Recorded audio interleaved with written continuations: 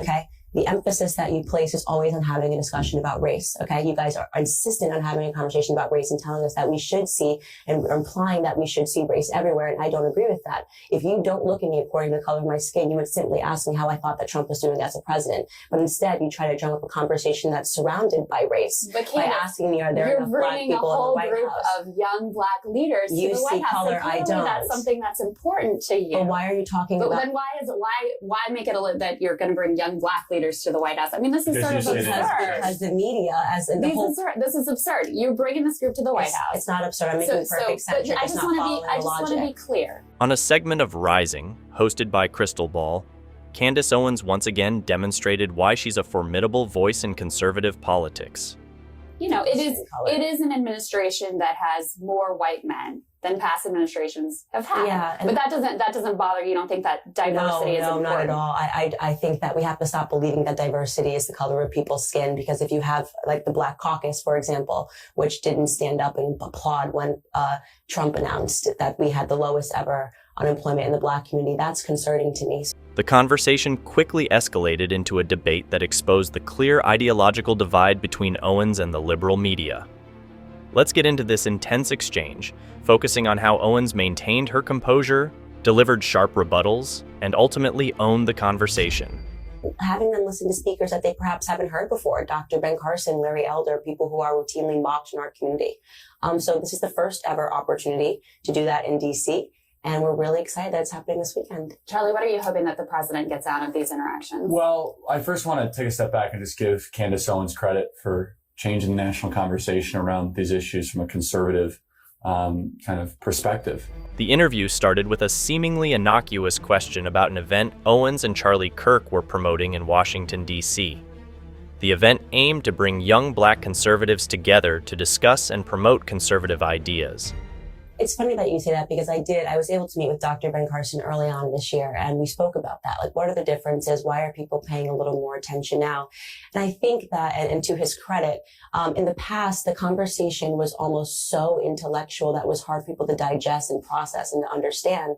And because the left had won the culture war, it was easy for them to mock them. Owens emphasized the significance of providing resources and opportunities for the Black community to engage with different perspectives, particularly those that challenge the mainstream liberal narrative. Does it bother you that there's no prominent African Americans in the White House itself? Do you think that's important? Jaron, Dr. Ben Carson's part of the executive branch. That's not true. You know that's not true. Well, within the White House Jaron is an executive with Jared Kushner. What is his role? He's a DAP, which is a Deputy Assistant to the President of the United States, which is a top tier. So that's not true. You know, who are other? Ball, however, quickly shifted the discussion towards a more contentious topic: the lack of prominent African Americans in the White House. Owens' response was a masterclass in redirecting the conversation to substance over superficiality.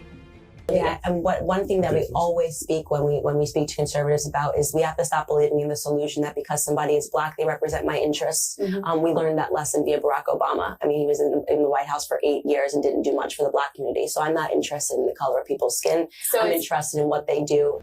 She argued that the focus shouldn't be on the color of people's skin, but rather on their actions and accomplishments. Using Barack Obama as an example, Owens pointed out that despite his tenure as president, he did little to improve the conditions for the Black community. A big part of the conversation that we open is in making people understand that's an illusion that the left has sold, that somehow because somebody matches my skin color, because somebody matches my gender, they have my best interests at heart, and that is completely fallacious. I have to ask about Kanye. You two have been seen, photographed with, spend time with Kanye. I got a tremendous, we have to speak about it on the show, got a tremendous amount of attention from the media from a recent meeting in the Oval Office. This powerful statement set the tone for the rest of the interview, highlighting Owens' belief that policies and results matter more than identity politics. As Ball continued to press on issues of diversity, Owens remained unflappable. She dissected the liberal obsession with race, calling it an illusion that the left has sold to the Black community. It was Kanye West that's been the battering ram against political correctness. And I knew that someone with his personality wasn't going to be able to exist comfortably on the left anymore, because we are now being told what to think, how we have to think, who we have to love, who we have to hate. And that's not comfortable for anybody that's an artist. And their stranglehold on culture is really what Kanye is sort of taking a stab at. Now, I want to be clear, based off of my conversations with him, he's not a Republican, and I think that that's an important thing to distinguish and to make clear distinction to make. Owens argued that liberals often assume that people who share their race or gender automatically have their best interests at heart, which is not always the case. This critique of identity politics resonated with many viewers who feel that such superficial markers are often used to manipulate rather than empower.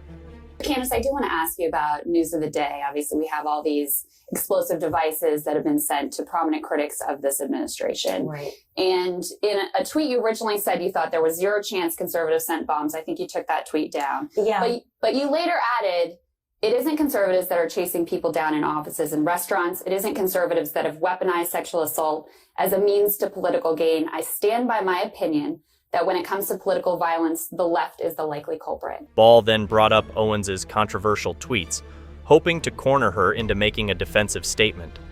Instead, Owens stood firm, clarifying her stance and pointing out the left's tendency to use political violence as a tactic. She reiterated her belief that the left, not the right, is more likely to resort to such measures. Despite Ball's attempts to discredit her, Owens maintained that her opinions were valid and rooted in her observations of current political tactics. The conversation took a heated turn when Ball accused Owens of making baseless claims. Owens, undeterred, called out the hypocrisy and selective outrage often exhibited by liberals. She noted that while conservatives are quick to be vilified for their actions, similar behaviors on the left are frequently overlooked or excused. This double standard, Owens argued, is part of the reason why many people are disillusioned with mainstream media narratives. It is my belief, when you take a look at the conversation, the things that have gone on and the increasing violence that's gone on, it has purely been a leftist tactic to stall things, delay the administration, and to fearmonger. So as a matter of opinion, I do believe that when we get to the resolution, the bottom of this, and we do have facts, we're going to say that this is orchestrated by the left. But As the interview progressed, it became clear that Ball's strategy was to provoke Owens into an emotional outburst. However, Owens's composed demeanor and articulate responses made it evident who was in control of the conversation. Even when Ball tried to paint Owens as a conspiracy theorist, Owens calmly reiterated her points, emphasizing the importance of questioning narratives and seeking the truth. Owens deftly turned the question around, highlighting the responsibility of the media in shaping public perception and the dangers of spreading biased information. She pointed out that having a platform comes with the duty to promote honest and thoughtful discourse, something she felt the liberal media often fails to do.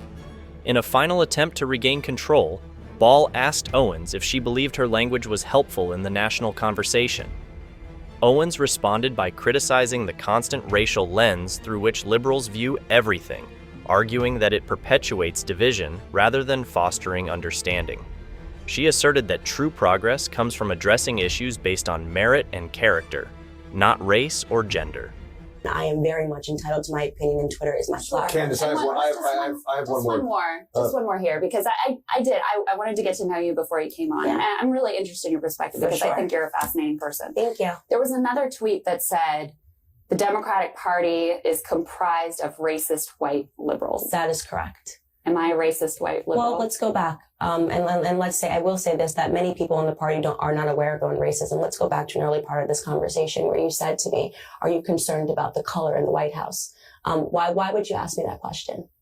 Because you speak about Black issues. No, but why would you ask me? Well, let's get to really the nucleus of this. Why did you ask me that question today? Because why did you feel that I needed to be concerned about that?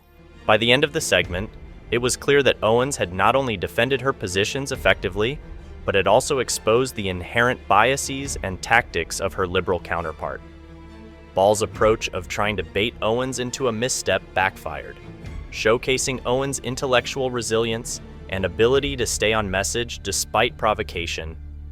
So, what are your thoughts on this? Let us know in the comments below.